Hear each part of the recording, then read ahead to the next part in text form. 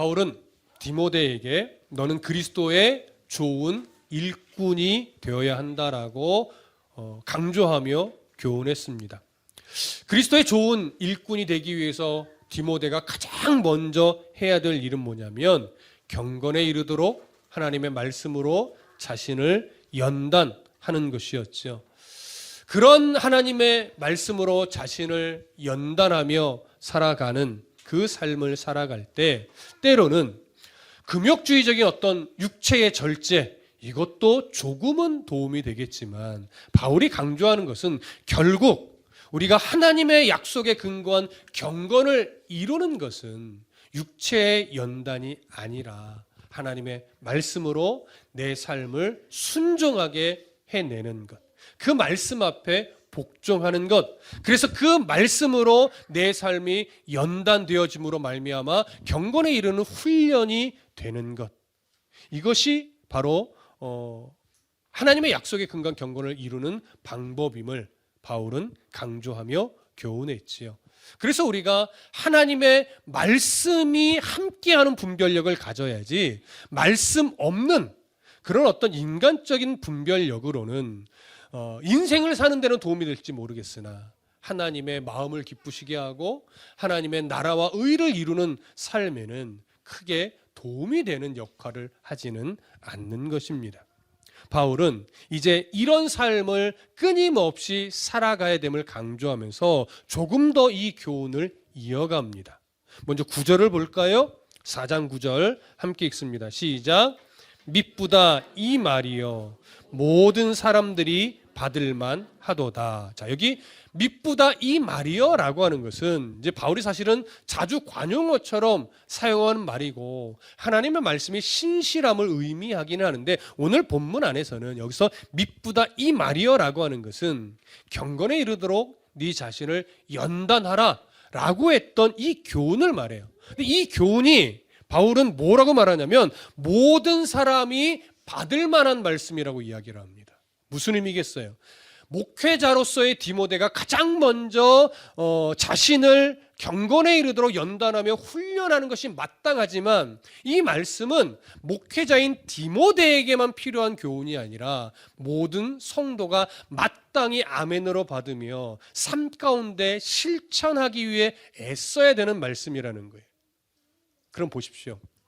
이 경건에 이르도록 자신을 하나님의 말씀으로 연단하는 삶이라는 것이 결국은 모든 성도가 해야 될 일인데 그 모든 성도가 이러한 삶을 살아가기 위해서 가장 먼저 누가 이 일의 본이 되어야 한다는 걸까요?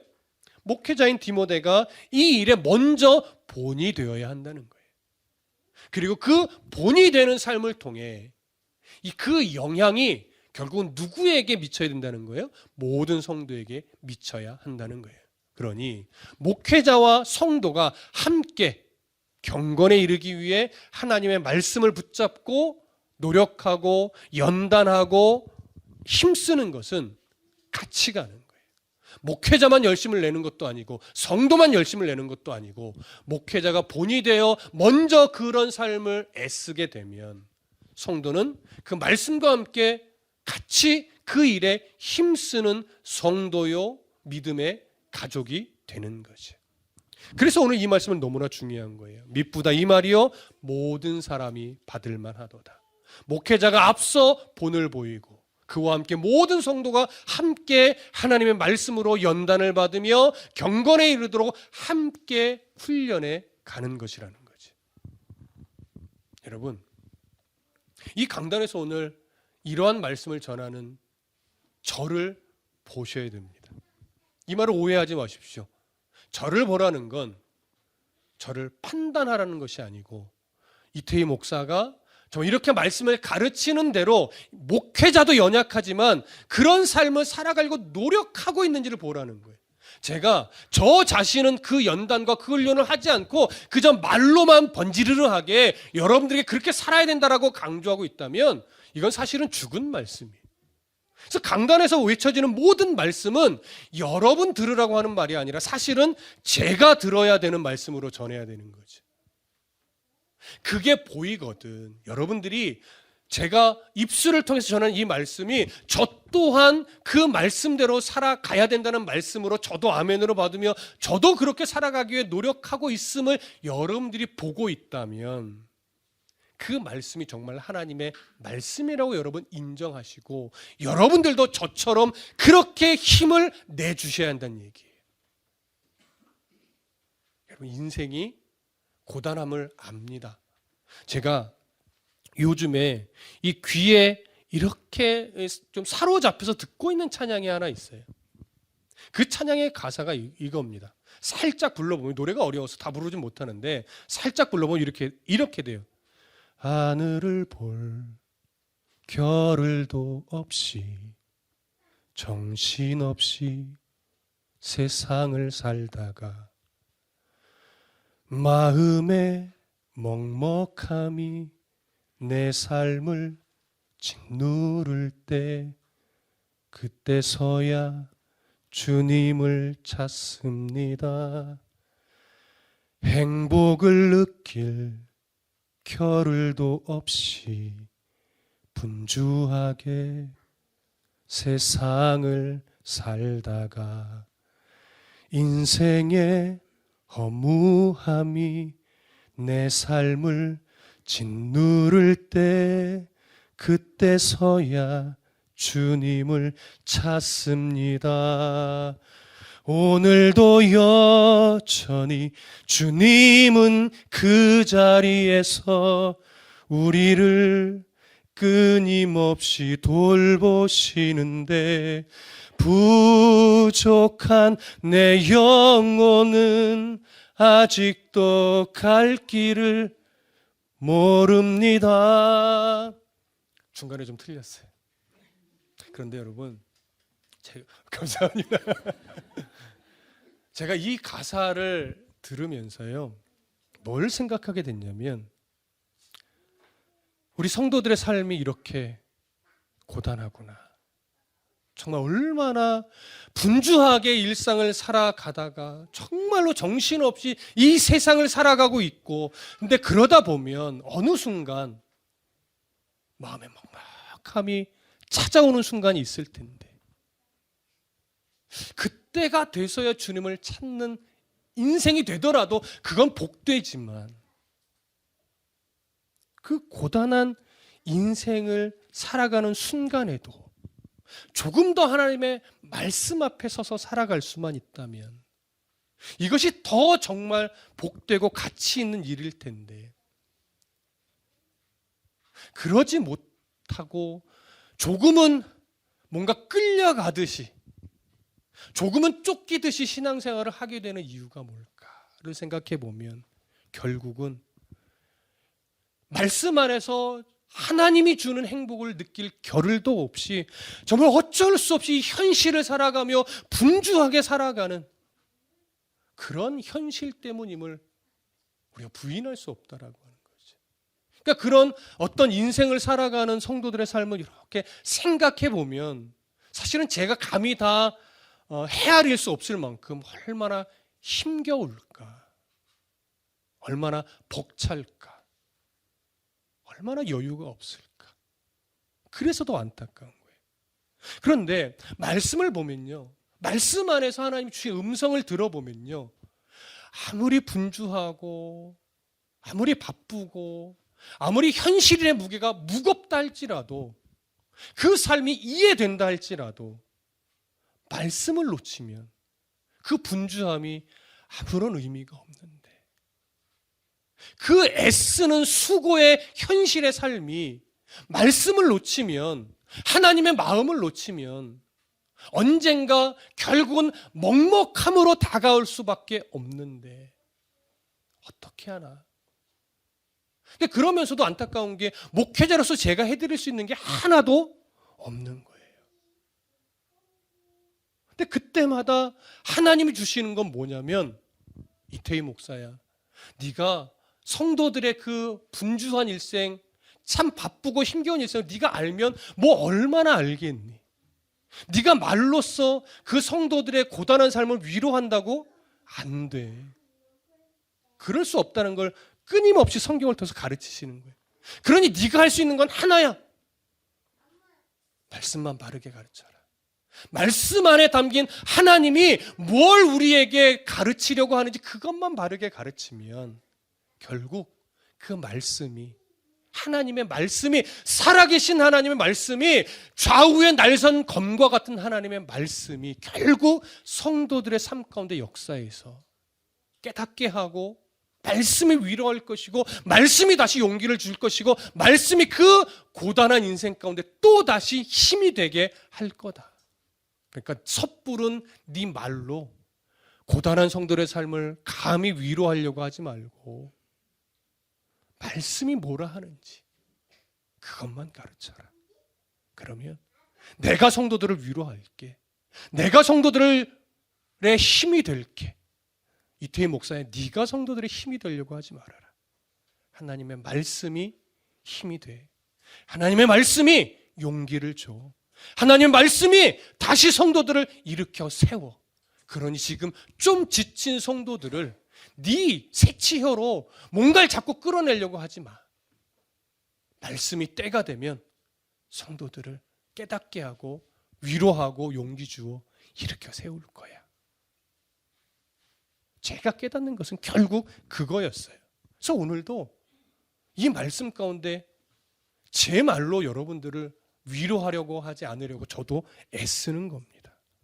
오늘도 여전히 주님이 그 자리에 계시다는 것, 오늘도 여전히 주님이 끊임없이 우리를 돌보시며 부족한 우리의 영혼을 하나님이 채우실 거라는 것, 오늘 저 그거 믿고 담대하게 오늘 하나님의 말씀을 증거합니다.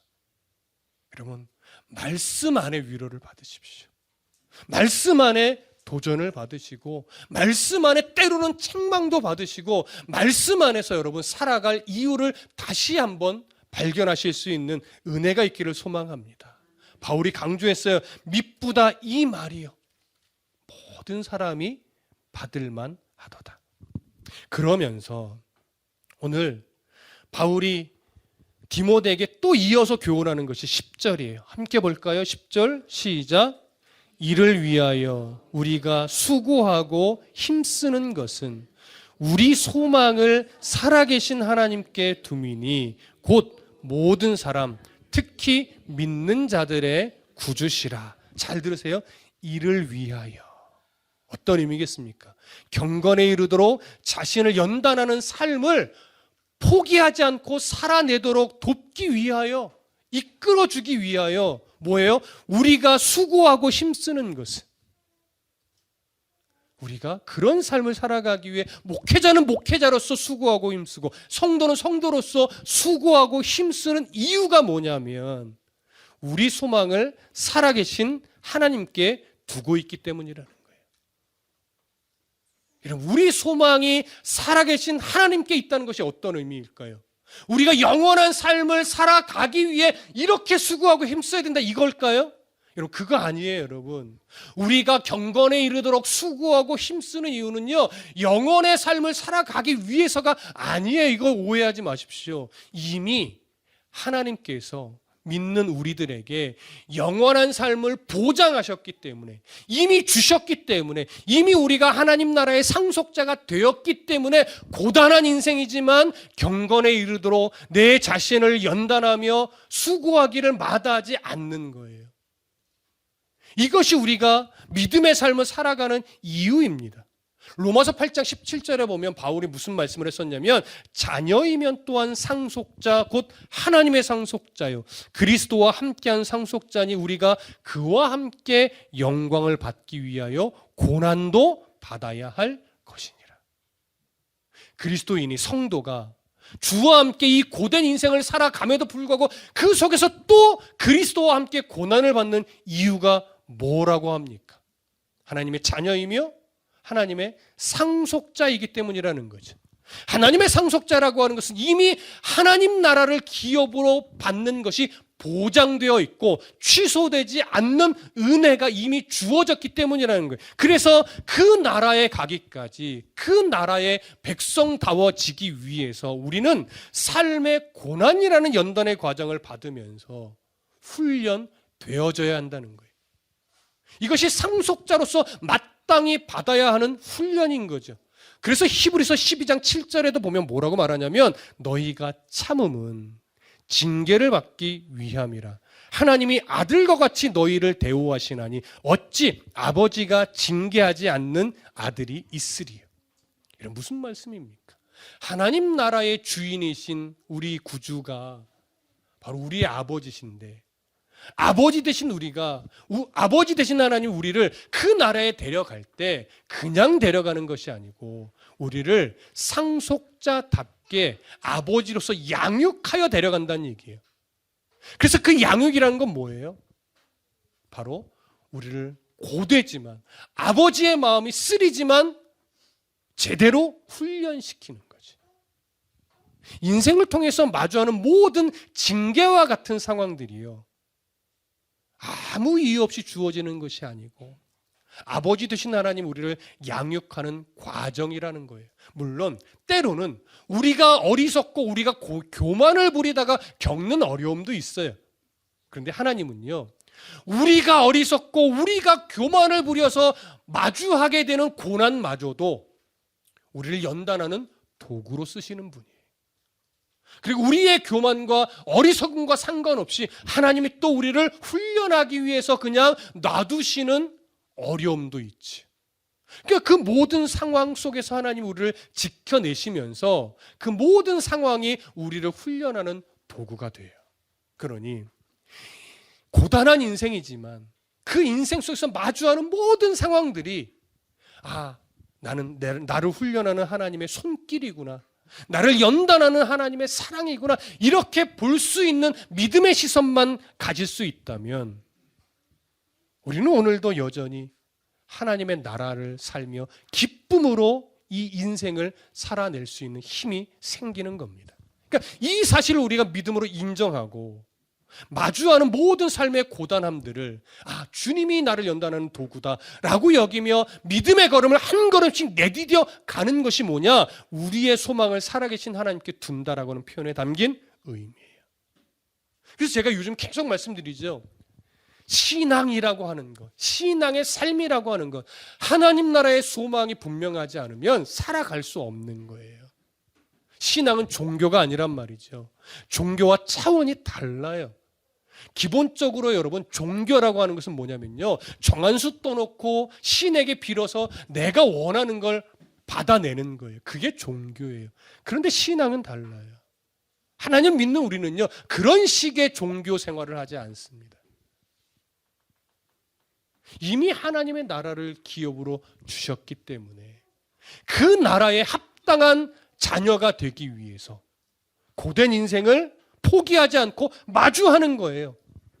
그리고 그 속에서 주님의 도우심으로 견디고 이겨내며 결국 내 삶을 통해 하나님의 나라가 드러나도록 한 걸음씩 가는 거예요. 그리고 그 과정에서 나의 교만도 깎아내고 나의 어리석음도 깎아내고, 그러면서 조금씩 하나님의 성품을 닮아가는 거죠. 우리는 이 과정, 하나님의 성품을 닮아가는 이 과정을 신학적으로 성화라고 표현하는 거예요. 성화의 과정, 그래서 결코 쉽지 않죠. 어렵죠.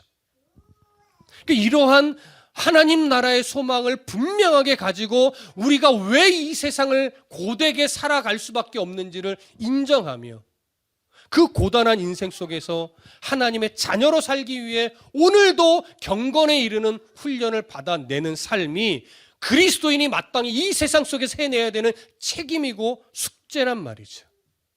여러분, 구원이라고 하는 것은요, 결국 하나님께서 강권적인 역사로 단번에 해주시는 거예요.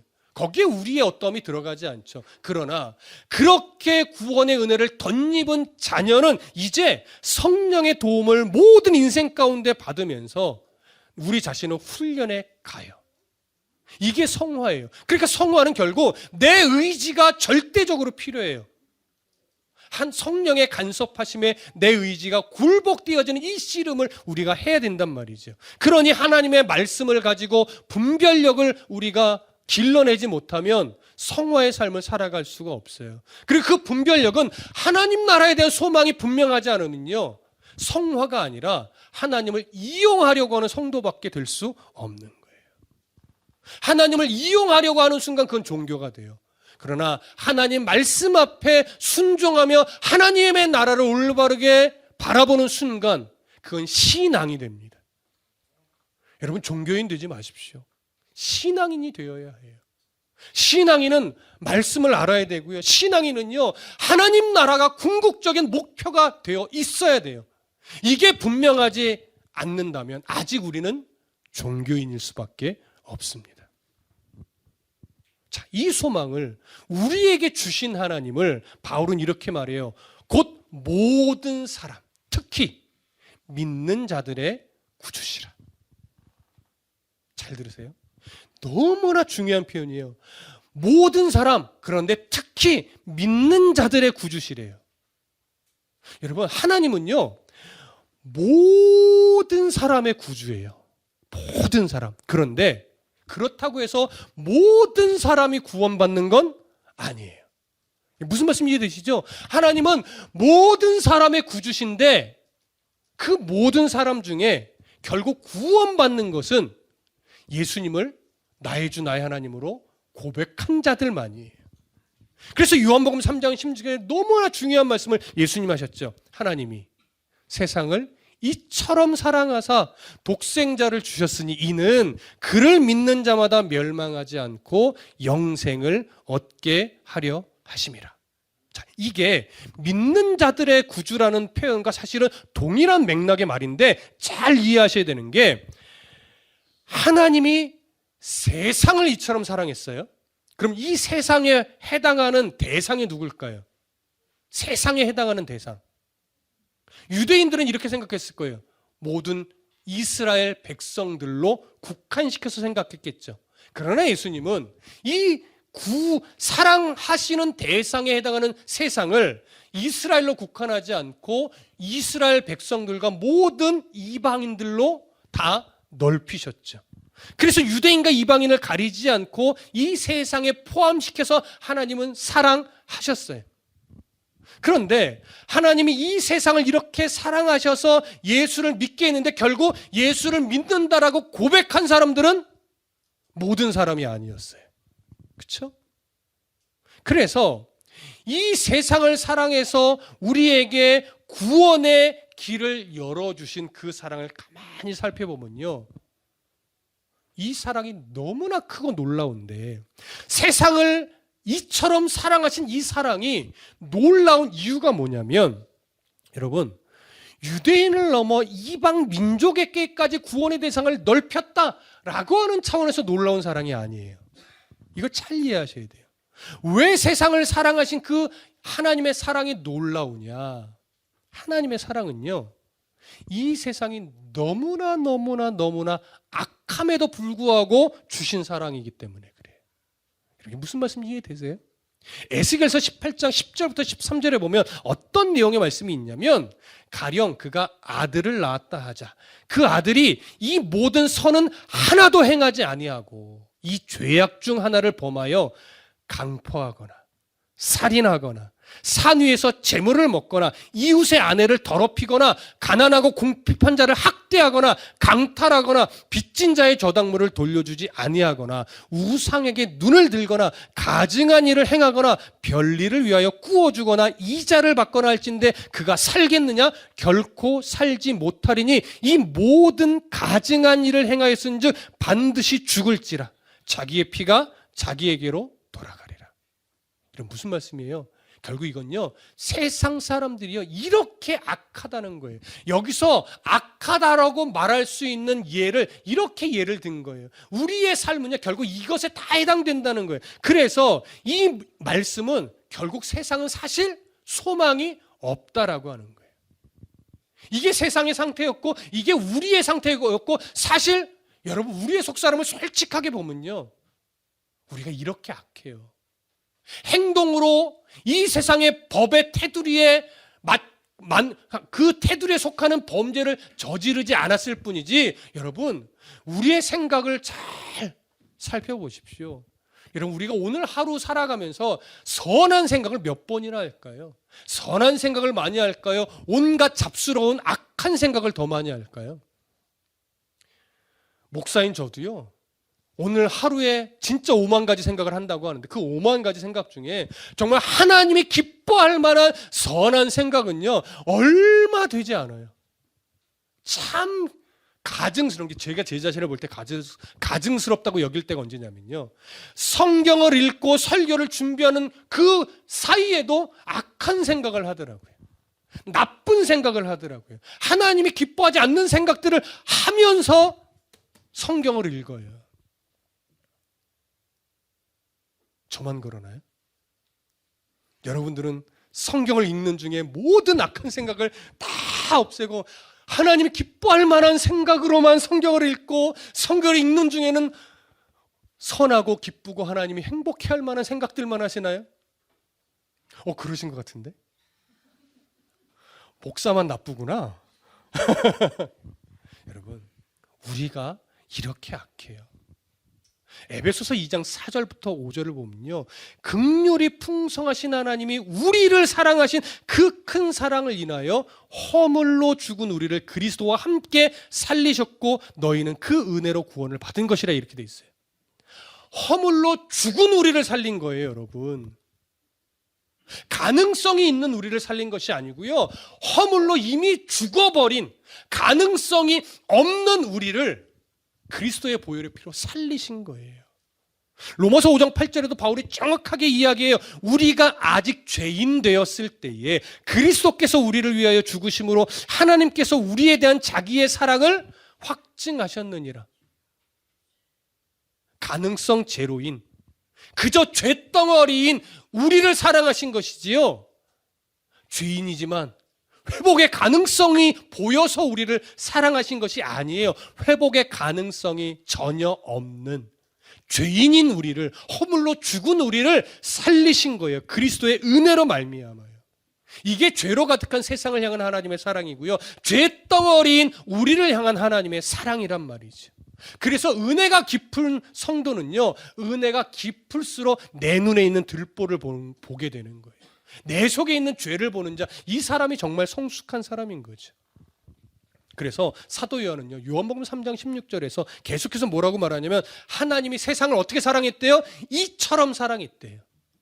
여러분, 여기 이처럼 사랑하사라고 번역된 이 번역은요, 사실은 헬라어 문법적으로 보면 두 가지로 번역이 가능해요. 첫 번째는 이와 같은 방법으로 사랑하사. 또 하나 가능성은요, 이만큼 사랑하사. 둘 다 번역이 가능해요. 어떻게 번역해도 전혀 문제가 안 돼요. 그런데 두 가지 의미가 다 사실 우리에게 큰 은혜를 줍니다. 하지만 둘 중에 하나는 선택은 해야 돼요. 그러면 한번 살펴보십시다. 하나님이 세상을 이와 같은 방법으로 사랑하사, 이런 의미로 번역을 해보면 어떻게 되냐면, 하나님이 세상을 사랑하시는 방법에 초점을 둔 거예요. 그래서 독생자를 제물로 삼는 방법으로 우리를 사랑하셨다, 이런 의미가 돼요. 그리고 이만큼이라는 의미를 적용하면 하나님이 세상을 이만큼 사랑하사, 이렇게 번역이 되면서 하나님이 우리를 얼마만큼 큰 사랑으로 사랑했는지 이 크기에 초점을 맞추게 되죠. 그래서 하나님이 세상을 사랑하는데 독생자를 제물로 삼으실 만큼 사랑하셨다, 이런 의미가 돼요. 둘 다 전혀 문제가 안 되죠. 둘 다 너무나 큰 은혜가 되죠. 근데 문맥으로 보면 어떤 의미가 조금 더 자연스럽다라고 여겨지냐면, 이와 같은 방법으로 라고 하는 의미로 보는 것이 훨씬 더 자연스럽습니다. 그래서 하나님이 세상을 사랑하셨는데 어떤 방법으로 사랑하셨느냐? 독생자를 제물로 삼는 방법으로 사랑하셨다, 이렇게 되는 거죠. 그럼 보십시오, 여러분.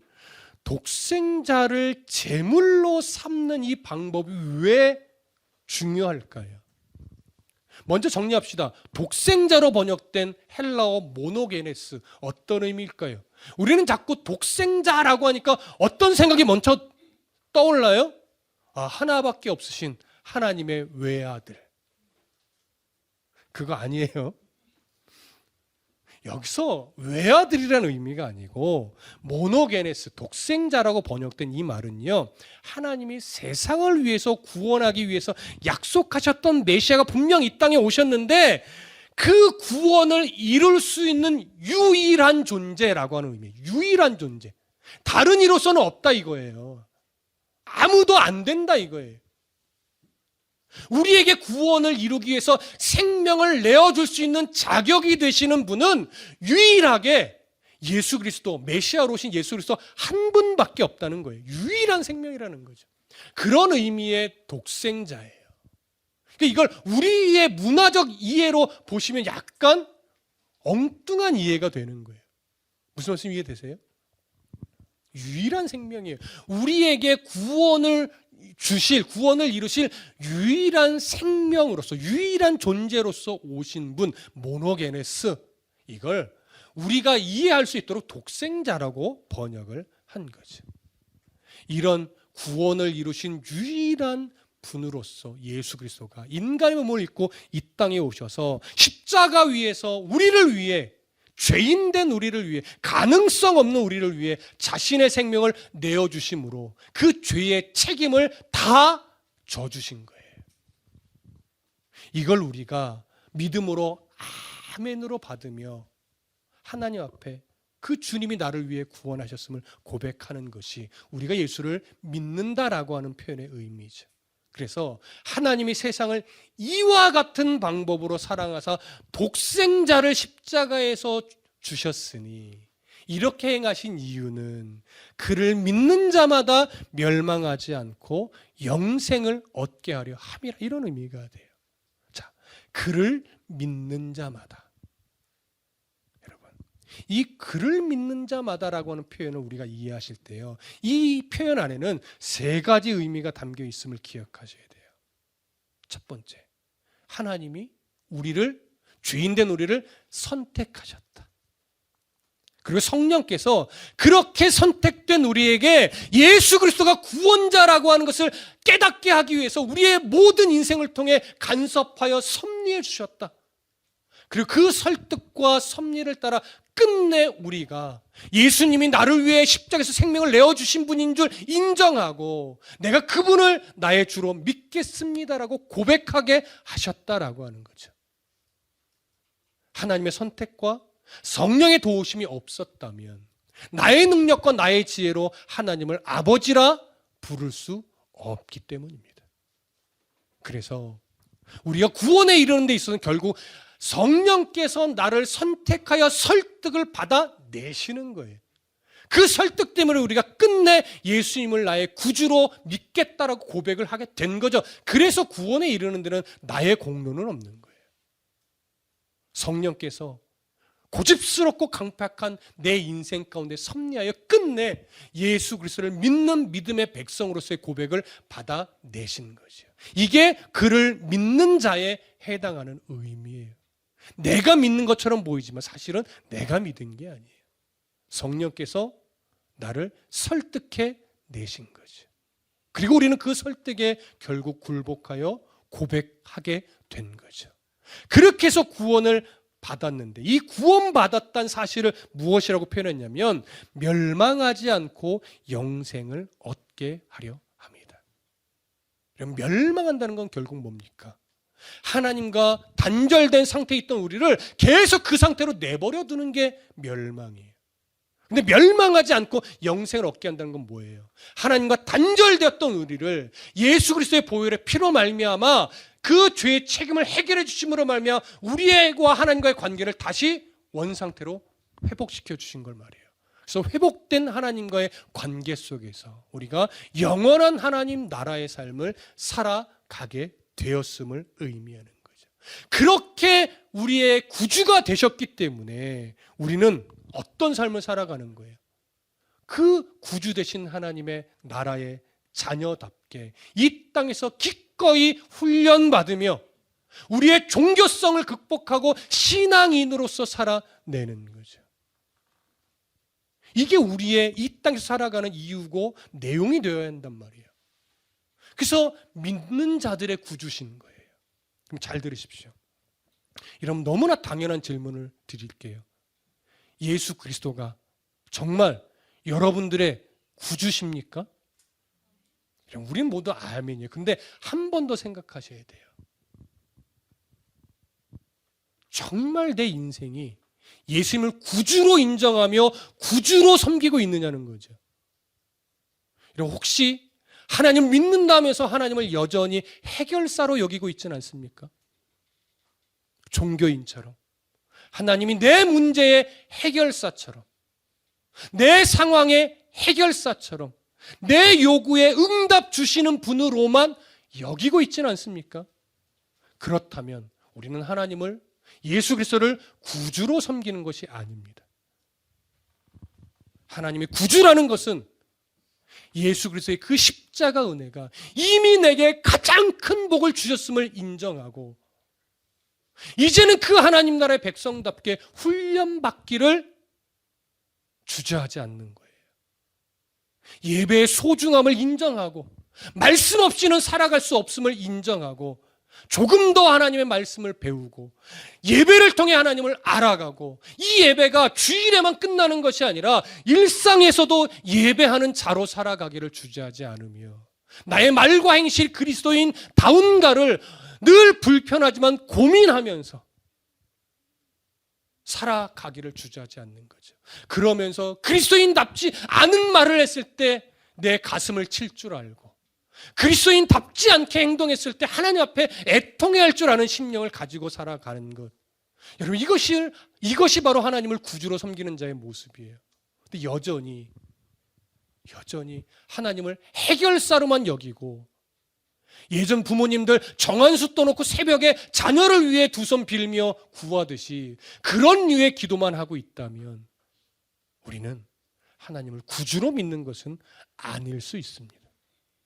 물론 하나님이 공급해 주시는 분 맞죠. 물론 하나님이 해결해 주시기도 하죠. 그러나 우리 하나님이 존재하시는 이유는 그런 걸 해결해 주기 위해서만 존재하시는 분은 아니란 말이에요. 하나님을 해결사로 만들면 우리는 하나님을 구주로 섬기는 것이 아닙니다. 여러분, 다시 한번 스스로에게 질문을 던지십시오. 예수 그리스도께서 여러분들의 구주십니까? 벌써 소리가 작아지잖아요. 마음은 아멘 하는데 삶을 돌아보니 부끄러운 거예요. 그렇죠? 여러분, 구주로 섬기셔야 돼요. 해결사로 만들지 마십시오. 예수님은 나의 구주시란 말이에요. 그러면 정말 여러분들이 예수님을 구주로 인정한다면, 죄송합니다, 잊어버릴 것은 좀 잊어버리십시오. 털어버릴 건 좀 털어버리십시오. 매이지 마십시오. 자꾸 나의 연약함, 또 현실의 어려움, 막막함, 답답함, 그것이 내 삶을 옥죄일 때도 있겠죠. 근데 그 상황을 말씀으로 이겨낼 때, 털어버릴 거 털어버릴 때, 잊어버릴 거 좀 잊어버릴 때, 그리고 다시 말씀 앞에 오늘 설 때 예수님이 나의 구주가 되시는 겁니다. 구주로 섬기십시오. 해결사로 좀 섬기지 이제는 말고, 지금쯤 됐다면 예수님을 구주로 섬기십시오. 바울이 말합니다. 11절에서 너는 이것들을 명하고 가르치라. 디모데에게 강조하는 거 하나예요. 바로 이렇게 예수 그리스도의 피 묻은 십자가 복음, 그 선명한 복음, 그것을 가르쳐라.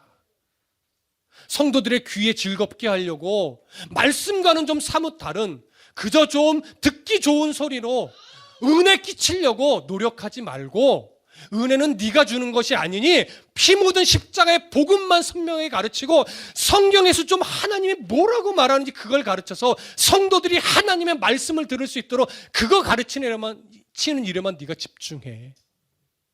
이거예요, 여러분. 이런 하나님 말씀을 듣고 예배를 드리되 좀 바르게 드리십시다. 신앙생활을 일상 속에서 해내시되 좀 성도답게 이제는 좀 우리 살아내십시다.